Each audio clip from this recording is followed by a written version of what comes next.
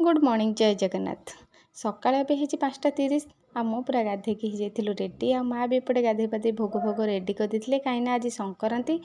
ଆଉ ଏବେ ଟାଇମ୍ ହେଇଛି 5:30 କି 45 ହେବ, କାହିଁକିନା ନନା ପୁରା 6ଟାରେ ଆସିଥିଲେ। ଆଉ ସାଇକି ବି ଉଠେଇ ଗାଧେଇକି ରେଡ଼ି କରିଦେଇଥିଲି। ଆଉ ନନା ପୂଜା କାମ ସାରି ଦେଇଥିଲେ କାହିଁକିନା ଆଜି ଏ ବର୍ଷ ଟିକେ ଶୀଘ୍ର ନନା ପଳେଇ ଆସିଛନ୍ତି। ଆଉ ତାପରେ ବିଜୁ ବି ତା ଭିତରେ ପଳେଇ ଆସିଥିଲା। ଆଉ ବିଜୁ ପୁଷ୍ପାଞ୍ଜଳି ନମସ୍କାର କରିଦେଇ ସମସ୍ତଙ୍କ ହାତରେ ସୂତା ବାନ୍ଧି ଦେଇଥିଲେ ନନା।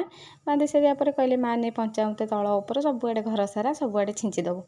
ଆଉ ପଞ୍ଚାମୃତ ସବୁଆଡ଼େ ଛିଞ୍ଚି ଦେଇ ପଳେଇ ଆସିଥିଲି ତଳକୁ। ଆଉ ତଳେ ଦେଖିଲା ବେଳକୁ ଆମର ସବୁ ବର୍ଷ ବି ନନା ଗାଡ଼ି ପୂଜା କରିକି ଯେ ଏକାଥରେ ଗଲାବେଳକୁ ଯାଆନ୍ତି। ଗାଡ଼ି ପୂଜା କରିଦେଇଥିଲେ।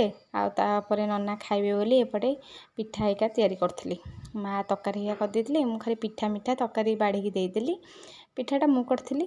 ତାପରେ ନନା ଖାଇକି ଗଲା ପରେ ଘର ପୂଜା କରିଦେଇଥିଲି। ଘର ପୂଜା ସରିଲା ପରେ ଭାଗବତ ବହି ତ ଆମର ପୂଜା ହେଇନଥିଲା। ଆଉ ଭାଗବତ ଜନ୍ମଦିନ ଆମ ଛୁତିକିଆ ହେଇଥିଲା, ସେଥିପାଇଁ ଆଜି ସଂକ୍ରାନ୍ତି ରଖିଥିଲି, ଏକାଥରେ ଆଜି ପୂଜା କରିଦେଲି।